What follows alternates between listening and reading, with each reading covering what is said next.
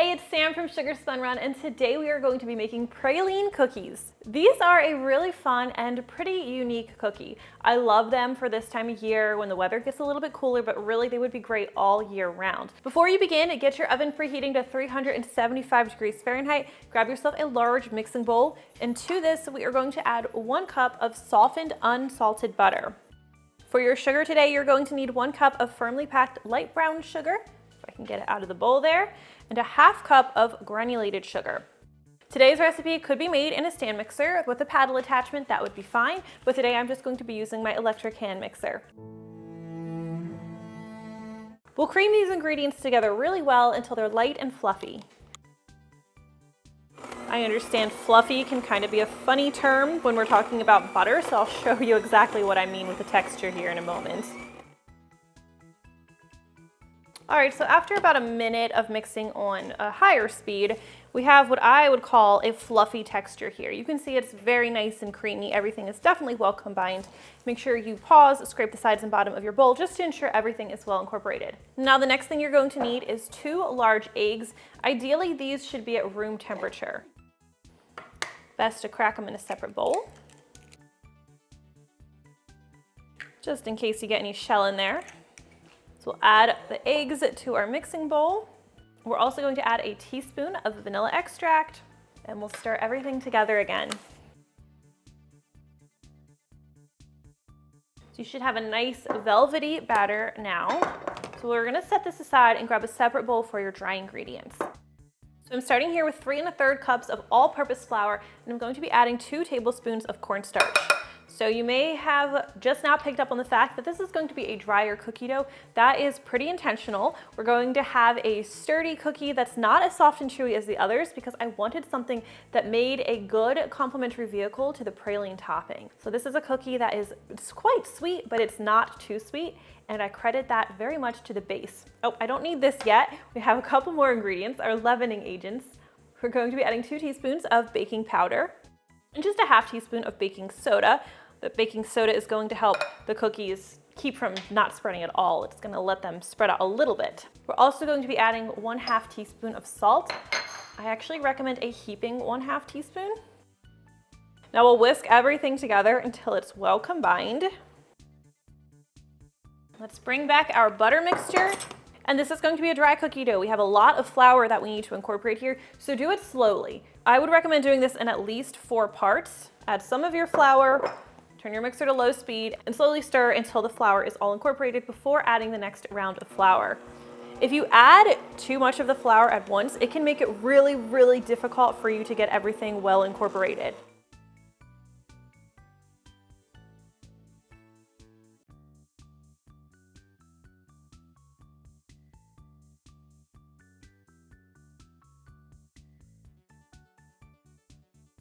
And our last bit. And once you add that last bit, it's going to struggle a little bit to come together, but it will. Just keep going. And once you feel that you have everything incorporated, grab your spatula and scrape the sides and bottom again because you just want to make sure there are no flour pockets hiding because there probably are. See? See? It's sneaky.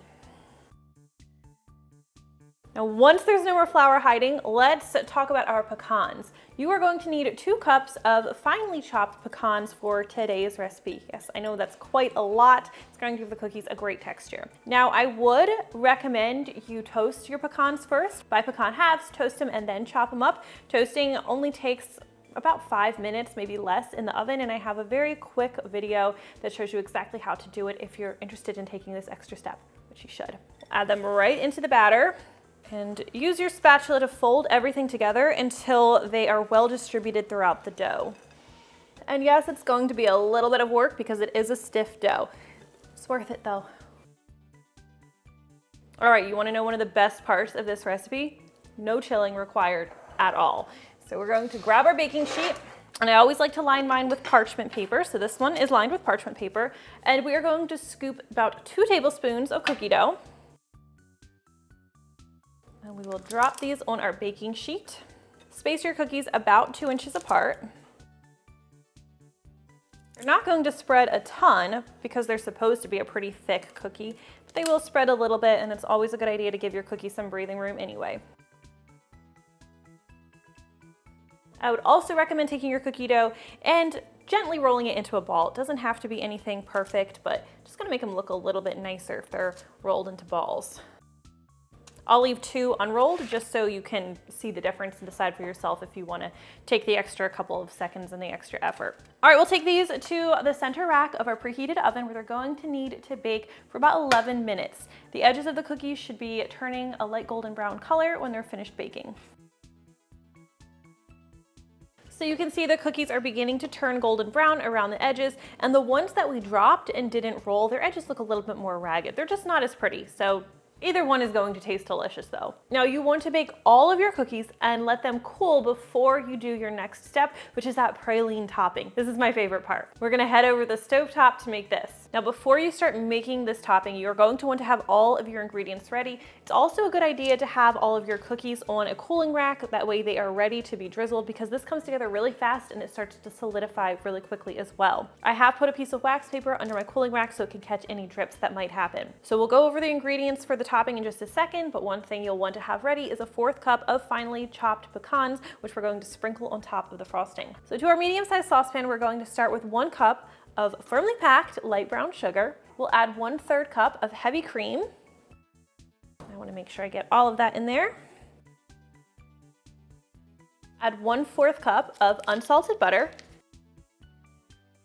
and 1/4 teaspoon of salt. Sprinkle that on top. You're also going to want to have 3/4 teaspoon of vanilla extract measured out, as well as 1 cup of powdered sugar. Have these ready to go along with a whisk, because again, this does come together pretty quickly. Now, a true praline candy is made with a candy thermometer, and it takes quite a bit of time to make. We are making a faux praline topping, but trust me, it tastes just as good. You're going to be so glad you saved the time because the taste is completely authentic, and I'll repeat myself, it's just really good. So we're going to turn our stovetop on. We'll turn our heat to medium, and we're going to stir pretty much constantly until that butter is melted, the sugar's dissolved, and everything is well combined. Once the butter's melted, the sugar's dissolved, the mixture should, after a little bit, come to a boil. We are going to bring it to a full boil and then boil while stirring for 1 minute. And I do use my phone as a timer for this so that I know I'm boiling for 1 minute. If it's a really humid day, if it's raining, I might boil it for like 10 seconds longer. All right, we have our full boil. Let's go for 1 minute. And always make sure you're scraping the sides and the bottom with your spatula, that way nothing burns. Let's take this off heat. And now we are going to add 3/4 teaspoon of vanilla extract. It's gonna sizzle a little bit. That's normal. And we're also going to add our powdered sugar. As I mentioned, you will need 1 cup of powdered sugar. Careful adding it. You don't want to splash yourself with any of that caramel because it's very hot. And now I like to switch to a whisk, and I'm going to whisk in the sugar until it is completely combined. Now, as soon as we've reached the proper consistency, we are going to start pouring this over our cookies. And we have to act quickly because, like I said, it solidifies really, really fast. So the sugar usually looks a little lumpy at first, but keep whisking and it should get nice and smooth. And that's usually about the time where we're ready to start decorating our cookies. All right, this looks pretty good. The candy is ribboning off of the whisk, holding its shape for just a brief second. So now I'm going to start decorating my cookies. And the first cookie is just a test. Let's go ahead, I'll do one in the middle to make sure you can see it. Pour that praline topping over top, and I can tell this consistency is good. I don't want to stir it anymore or wait any longer. If you're adding the pecans, add them immediately because that glaze is going to harden and you won't be able to. This is where I sometimes like to call a friend and I'll do all of the candy topping and they'll add the pecans. So maybe I could do 2 before it solidifies, let's see. My cameraman doesn't want to help me today though, so I'm on my own. And this stuff is so good. Like, it smells amazing in my kitchen right now. And this doesn't have to be very fancy. It's a very, very sweet topping, so a little bit goes a long way.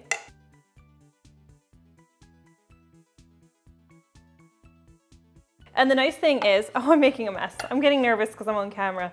But the nice thing is that because this does set so fast, you don't have to wait very long to eat the cookies. But if you notice the topping is starting to get grainy or it's difficult to spread, you probably just waited too long to get it on top of the cookies. So while it won't look as pretty, it's still going to taste amazing, so ultimately it's not a really big deal. All right, I may be pushing it. I want these pecans to stick. They're so cute. Oops, one more.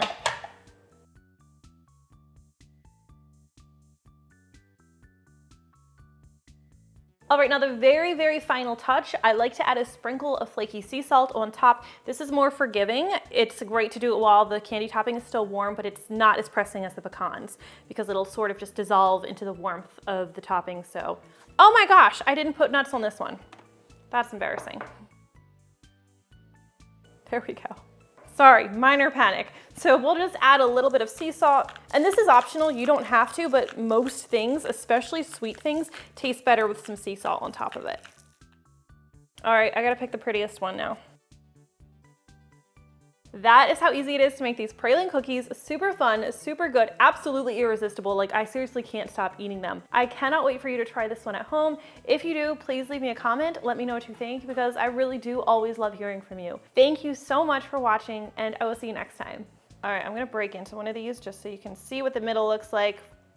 Loaded with pecans. Oh yeah. You're gonna love this.